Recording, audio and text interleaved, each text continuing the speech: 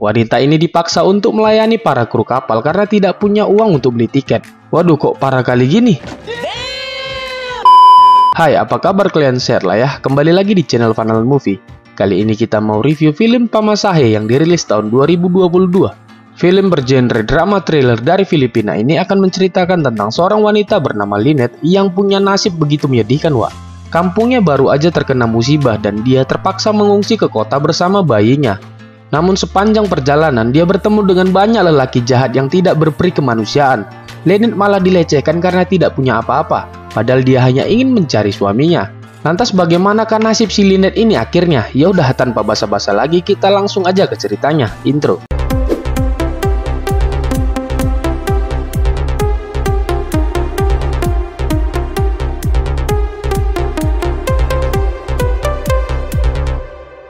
Film dibuka memperlihatkan Lynette yang sedang berjalan lemas sambil menggendong bayinya. Dia berencana mengungsi ke kota karena kampungnya baru aja terkena badai topan. Dia sekarang nggak punya apa-apa dan harus merawat bayinya juga. Itu makanya dia memberanikan diri untuk pergi ke kota mencari suaminya. Tapi masalahnya Lynette juga nggak punya uang untuk membeli tiket kapal itu, Wak. Tapi Lynette nggak punya pilihan lain. Jadi dia akhirnya nekat menyelonong masuk ke dalam tanpa membeli tiket. Tapi sialnya Lynette ketahuan dan akhirnya diamankan oleh petugas. Dan setelah itu apa yang terjadi? Nah, nanti kalian bakal tahu apa yang terjadi pada Lynette di kapal ini selama di perjalanan ya, Wak. Oke, lanjut. Singkat cerita, Lynette ternyata berhasil menyeberang dengan kapal itu tanpa membeli tiket. Tapi perjalanannya masih panjang. Dia harus pergi ke terminal dan menaiki bus lagi untuk sampai ke tujuannya. Lynette nggak punya uang sama sekali, hanya modal nekat aja. Jarak terminal bus dari pelabuhan juga cukup jauh. Saat sedang berjalan, Lynette tidak sengaja melihat dompet seorang ibu-ibu jatuh. Nah, begitu baik hatinya Lynette, dia langsung mengembalikan dompet itu ke si ibu ini, Wak. Ibu ini pun sangat berterima kasih. Kemudian Lynette meminta tolong ke ibu ini agar dia bisa menumpang ke terminal bus, karena dia nggak punya ongkos sama sekali, Wak. Karena ibu ini juga merasa berhutang sama Lynette, akhirnya dia pun membiarkan Lynette nebeng ke terminal bersamanya. Sesampainya di terminal bus, si ibu ini memberikan sedikit tambahan uang ke Lynette, berharap itu bisa membantunya nanti. Tentu saja si Lynette sangat berterima kasih pada ibu ini. Tapi uang yang dikasih ibu ini masih belum cukup untuk membayar tiket busnya. Ya, Lynette nggak mau berhenti sampai di sini aja. Dia pun nekat lagi tetap naik ke bus dan duduk di kursi sudut paling belakang. Saat Lynette menyusui bayinya di belakang, dua pria gatal mulai mengganggunya dan berharap gantian dengan bayi itu. Oh, mak, enak kali kau ini minta gantian sama bayi itu kan? Kan dia udah nggak bayi lagi. Di sini Lynette begitu ketakutan, Wak. Untungnya ada seorang pria yang tampangnya seperti intel mengusir kedua pria itu. Kelihatannya sih dia pria baik-baik ya, Wak, tapi nggak tahu juga.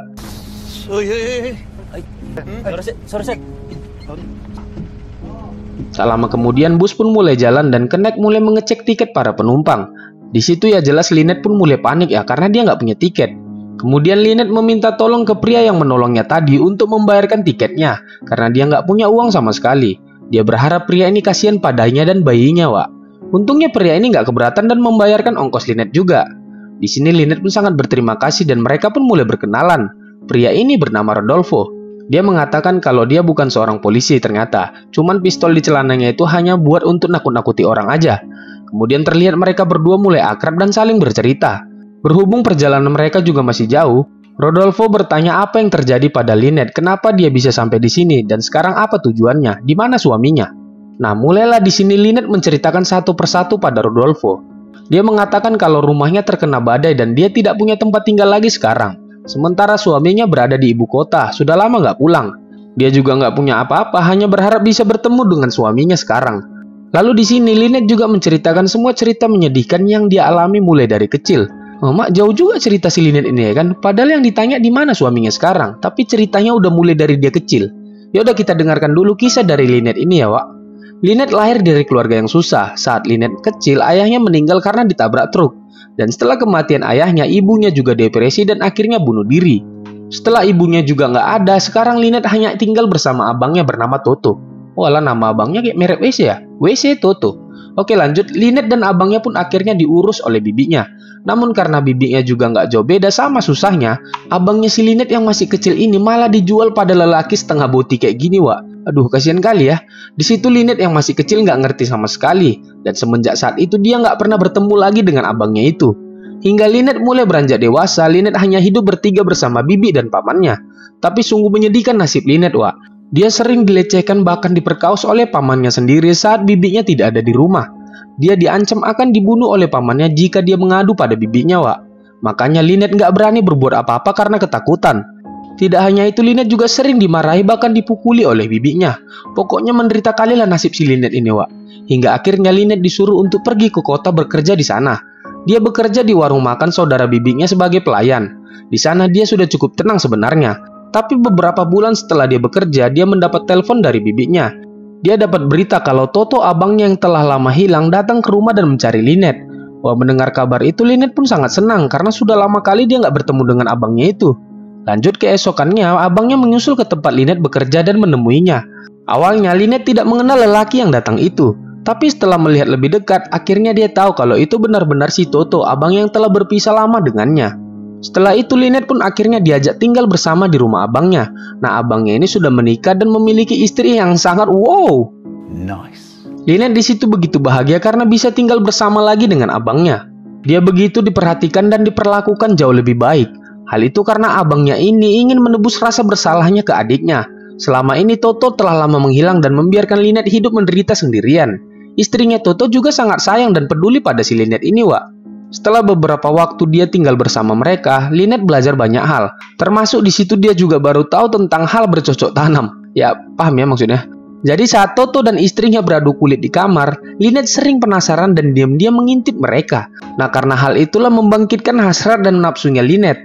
Dia mulai kepikiran terus dan hal itu membuat dia gelisah setiap malam. Oke, stop dulu sampai di sini. Si Rudolfo mulai bingung sama si Lynette ini. Ngapain pula dia ceritakan tentang abang yang bercocok tanam dengan istrinya? Rudolfo kan cuma bertanya di mana suaminya Lynette. Lantas disinilah hal yang mengejutkan, Wak. Lynette mengatakan abangnya lah suaminya. Anjir, apa-apaan ini? Jadi gini ceritanya. Setelah beberapa waktu Lynette tinggal bersama dengan abangnya, istri Toto pergi kembali ke Jepang. Karena emang istrinya si Toto itu kerjanya di Jepang, jadi kayak TKW gitulah. Namun kontrak kerja istrinya terus diperpanjang di sana. Jadi karena itu istrinya nggak pernah pulang lagi. Si Toto pun sudah sangat kesepian dan sudah lama nggak dibelai. Nah, melihat abangnya begitu baik padanya, ditambah lagi saking rajin Lynette mengintip abangnya selama ini bercocok tanam, akhirnya Lynette pun tidak bisa menahan lagi, Wak, dan menyuruh abangnya untuk menggenjrot dia di situ. Anjir, apa-apaan ini? Apa isi otak si Lynette ini, ya kan? Lantas abangnya pun sama aja. Karena udah nggak tahan lagi, akhirnya dia beradu kulit dengan adik kandungnya sendiri. Waduh, agak lain memang yang dua ini ya. Bahkan mereka melakukan hal itu nggak cuma sekali tapi berkali-kali, Wak. Hingga akhirnya dosa mereka membuahkan hasil. Lynette mengandung anak abangnya sendiri. Karena mereka nggak mau aibnya ketahuan, jadi Lynette pun akhirnya disuruh tinggal di kampung. Dia dibiarkan sementara hidup di sana sendirian sampai bayinya nanti lahir. Nah, begitulah kira-kira semuanya berawal, makanya Lynette bisa sampai di sini. Ternyata suaminya adalah abangnya sendiri, Wak. Oke, lanjut. Setelah mendengar semua cerita Lynette, Rodolfo pun bertanya siapa nama bayi itu. Kemudian Lynette mengatakan bayi perempuan ini bernama Lindsay. Lalu terlihat di TV ada berita ditemukan beberapa kru kapal meninggal dunia secara misterius. Wah, kok bisa? Apa ini ada hubungannya dengan Lynette? Oke, kita lanjut dulu ya. Di sini Lynette mencoba meminjam HP-nya Rodolfo karena ingin menelpon suaminya. Tapi teleponnya nggak diangkat, Wak. Setelah itu Lynette pun bertanya ke Rodolfo apa pekerjaannya. Lalu Rodolfo mengatakan kalau pekerjaannya adalah seorang pelaut. Lantas mendengar pekerjaan Rodolfo adalah pelaut membuat cara melihat Lynette ini agak berbeda, Wak, dari sebelumnya. Seperti punya pengalaman buruk dengan pelaut. Tapi Rodolfo mengatakan kalau dia adalah pria baik-baik dan Lynette nggak perlu khawatir padanya. Rodolfo juga mengatakan kalau dia adalah pria lajang yang belum menikah. Tapi nggak tahu betul apa nggak itu ya kan, Wak. Kemudian Lynette menceritakan kenapa dia trauma pada pelaut. Lynette menceritakan kisah kelamnya di kapal yang dia naiki tadi. Setelah Lynette ketahuan tadi nggak punya tiket kapal, jadi dia pun dibawa oleh petugas. Di sini Lynette meminta maaf dan mengatakan kalau dia orang susah. Dia nggak punya uang untuk membeli tiket. Dia juga nggak punya rumah karena kampungnya baru kena bencana alam. Tapi si petugas ini nggak peduli, Wak. Dan tampaknya mereka semua punya niat buruk pada Lynette. Dia mengatakan Lynette bisa membayar tiket itu dengan cara lain. Udah tau lah kalian apa maksudnya ya kan? Di sini Lynette sudah sangat ketakutan, Wak. Lalu bayi Lynette diambil paksa oleh para petugas itu. Kemudian Lynette digilir oleh mereka secara bergantian. Kasian kali ya si Lynette di sini, Wak. Setelah digas, akhirnya Lynette pun diberi makan oleh mereka. Singkat cerita, Lynette pun bertemu dengan seorang nenek-nenek yang begitu ramah padanya. Lynette diperbolehkan tidur di samping kasurnya. Di sini Lynette sangat berterima kasih dan dia memijat nenek ini sebagai tanda terima kasihnya. Sembari itu mereka pun mengobrol. Nenek ini adalah seorang petani obat-obatan yang sering mengumpulkan tumbuhan-tumbuhan untuk jadi obat. Lalu si nenek menunjukkan beberapa tumbuhan yang dia bawa. Tapi ternyata si nenek ini nggak cuma ngumpulin tanaman obat-obatan saja. Dia juga mengumpulkan tanaman yang beracun, bahkan sangat mematikan. Wah, mendengar hal itu si Lynette pun kagum dengan pekerjaan si nenek ini, ya kan? Tak lama kemudian petugas yang tadi datang lagi menghampiri si Lynette di situ. Dia dipaksa ikut lagi dengan mereka. Ternyata Lynette kali ini disuruh melayani kapten mereka, Wak. Setelah mendengar cerita kelam itu, Rodolfo pun sangat iba dengan Lynette dan dia menyarankan Lynette untuk melaporkan hal itu ke petugas kepolisian. Tapi Lynette mengatakan percuma melapor polisi, biar aja karma yang berjalan. Padahal, Wak, ada hal yang tidak diceritakan Lynette pada Rodolfo. Sebenarnya setelah diperkaos tadi oleh si kapten, Lynette pun kembali ke tempat tidurnya sambil menangis. Dia mengadu ke si nenek ini dan mengatakan kalau mereka itu benar-benar bukan manusia. Nah, si nenek ini pun langsung paham di sini dengan apa yang terjadi pada Lynette. Kemudian si nenek memberikan racun pada Lynette biar dia bisa membalaskan dendamnya. Setelah dari situ, Lynette berpura-pura ramah dan bergabung dengan para petugas tadi. Tanpa kecurigaan sama sekali, Lynette pun disuruh melayani mereka dan mengambilkan beberapa minuman. Dan disitulah Lynette menuangkan racun yang tadi ke minuman mereka semua, termasuk minuman yang dipesan oleh kapten kapal, Wak. Namun efeknya tidak begitu terlihat malam itu. Keesokan paginya, terlihat satu persatu petugas itu sesak napas dan akhirnya tewas karena racun tadi malam. Sementara semua orang panik, Lynette pun dengan mudah lolos tanpa ketahuan sama sekali, Wak. Wah, agak puas ya, akhirnya terbalas dendam si Lynette. Oke, lanjut. Setelah berjalan beberapa jam, bus mereka tidak bisa melanjutkan perjalanan lagi. Hal itu dikarenakan hujan deras dan banjir, sehingga akses jalan mereka ditutup dan akan dibuka besok pagi. Jadi para penumpang akhirnya disuruh menginap dulu di hotel malam ini dan akan melanjutkan perjalanan mereka besok.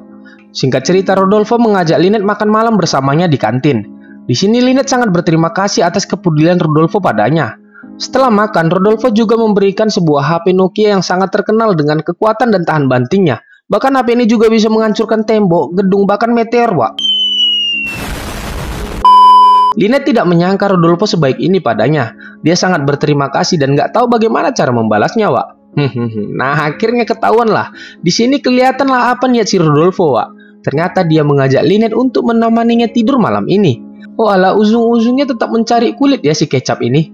Tapi Lynette terlihat tidak keberatan menemani Rodolfo, Wak. Mereka pun kemudian check-in ke sebuah kamar dan sudah bisa kita tebak ya, Rodolfo dan Lynette pun beradu kulit di situ. Setelah puas beradu kulit, Lynette pun langsung tertidur. Nah, di sini Rodolfo agak terganggu dengan bau yang berasal dari popok bayi itu. Dia pun berinisiatif untuk mengganti popok bayi itu, Wak. Nah, di sini Rodolfo pun kaget saat tahu bayi itu ternyata laki-laki bukan perempuan. Lantas Rodolfo pun menganggap memang kayaknya si Lynette ini emang ada sedikit gangguan jiwa ya. Masa dia mengira bayinya perempuan padahal laki-laki? Yaudah tuh, Rodolfo pun mencari popok cadangan di tasnya Lynette. Dan dia menemukan beberapa botol tumbuhan yang agak aneh. Padahal itu botol berisi racun tadi ya, Wak, yang didapatkan si Lynette dari nenek-nenek di kapal. Tapi di sini Rodolfo tidak tahu apa isi dalam botol itu dan menghiraukan saja. Keesokan paginya Lynette pun terbangun, namun terlihat si Rodolfo sudah menghilang. Tampaknya dia sudah pergi duluan, Wak. Lynette pun tidak terlalu terkejut karena dia tahu sifat laki-laki emang kayak gitu. Habis meniduri ya pergi. Padahal kan nggak semua laki-laki kayak gitu ya kan, Wak. Oke, lanjut. Akhirnya Lynette pun kembali naik bus dan melanjutkan perjalanannya. Di sisi lain, terlihat Rodolfo sudah sampai di rumahnya dan lagi nyantai makan bersama anak dan istrinya. Nah kan bener, Wak, ternyata Rodolfo ini pun pembohong. Dia mengaku tadi lajang padahal dia udah punya istri dan anak. Kalau kau ya, Rodolfo pemain kali memang. Namun di televisi disiarkan berita tentang kasus kematian dari para kru kapal tadi malam, Wak. Ternyata di berita itu mengatakan kalau pelakunya adalah komplotan yang diketahui namanya adalah Lynette dan Rodolfo. Loh, kok bisa nama Rodolfo juga terseret? Hal itu ternyata karena Lynette telah menyerahkan dirinya ke kantor polisi. Dan Lynette juga mengikut sertakan nama Rodolfo sebagai komplotannya juga, Wak. Makanya nama Rodolfo juga terseret kali ini. Tapi yang mind-blowingnya bukan hanya itu. Ternyata setelah polisi menyelidiki lebih jauh lagi, diketahuilah Lynette ini telah mencuri bayi dari sebuah rumah sakit. Ternyata Lynette telah depresi dan stres karena bayinya sudah meninggal saat dilahirkan. Itu makanya dia halu dan menganggap bayi yang dia culik itu bayi dia. Padahal itu bayi orang lain, Wak. Wah, nggak cuma si Rodolfo ketipu di sini, dari awal juga kita udah ketipu sebagai penonton. Namun lebih sialnya lagi nama Rodolfo juga kena dikarenakan Lynette mengaku kalau dia menculik bayi itu karena disuruh oleh Rodolfo dengan tujuan akan menjual bayi itu nantinya. Di sini Rodolfo juga nggak bisa mengelak, Wak, karena ada bukti CCTV yang memperlihatkan dia sedang makan malam di kantin bersama Lynette tadi malam. Ditambah lagi ada sidik jari di botol racun tadi yang menyatakan dia juga adalah komplotannya Lynette. Ternyata Lynette juga sudah senekat itu karena dia juga dendam pada si Rodolfo ini. Pura-pura baik di awal padahal cuma mau bercocok tanam dengannya. Tak lama kemudian polisi pun datang dan langsung menangkap Rodolfo di rumahnya. Namun di sini karena Rodolfo malah memberikan perlawanan, Rodolfo pun tidak sengaja tewas karena kena tembakan dari para polisi. Dan film pun selesai. Oke, gimana? Plot twist kali ya endingnya. Jadi ternyata Lynette itu ada gangguan sedikit, Wak. Mungkin karena semua rasa sakit yang dialami selama hidup ya kan. Apalagi anaknya juga nggak selamat saat dilahirkan. Jelas masuk akal kalau membuat dia menjadi kayak gitu. Oke, jadi sekian dulu cerita dari film Pamasahai. Sampai jumpa di video selanjutnya. Bye-bye.